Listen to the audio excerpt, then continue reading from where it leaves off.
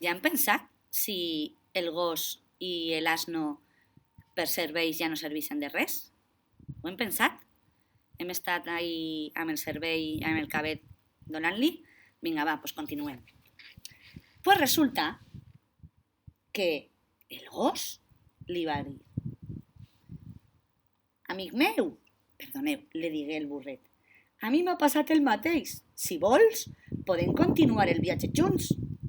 I el gos va acceptar, més resignat, però va acceptar.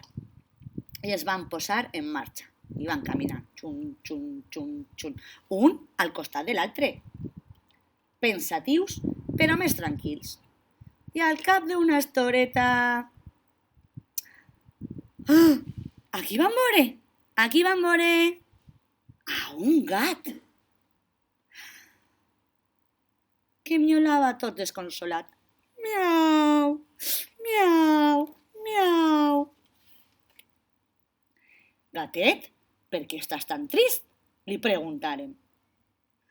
Com que m'he fet vell, ja no puc caçar ratolins i els amos m'han tirat al carrer. Un altre que per ser vell ja no serveix. Oi, llavors el burret va tenir una inspiració i li va dir: si vens amb nosaltres, podríem fer una orquestra i serà molt divertit. I tots continuaren fent el camí, un poquet més alegres. Mireu.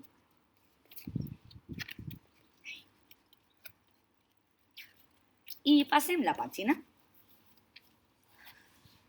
En passar per davant d'un corral, van veure un gall de plomes virolades que, amb aguts quiquirillades, de desesperació deia: quiquiriquí, quiquiriquí, pobre de mi, com que m'he fet vell, l'amo ja no vol posar-me a la cassola. I el gos li va dir: ja que tens tan bona veu, vine amb nosaltres, que anem a fer una orquestra.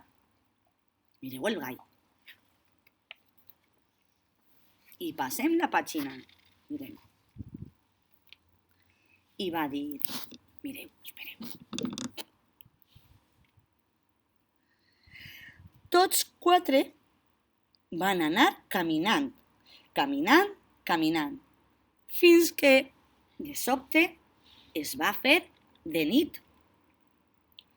Llavors van buscar un lloc on dormir i se endinsaran en un bosc, entre els arbres, la llum de la lluna, que il·luminava una caseta que semblava estar abandonada.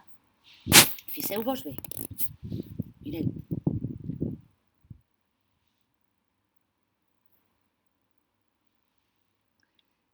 Mireu. Quan se'n van acostar, s'adonaren compte de que estava ocupada per un grup d'homes malcarats amb un aspecte de lladres. I així el deixe. Anem a recapacitar. Qui és un lladre? Què va passar amb el gos, l'asne, el gall? I qui més? Falta un, no? Què va passar? Què volien organitzar? Anem a parlar amb la família. Fins després.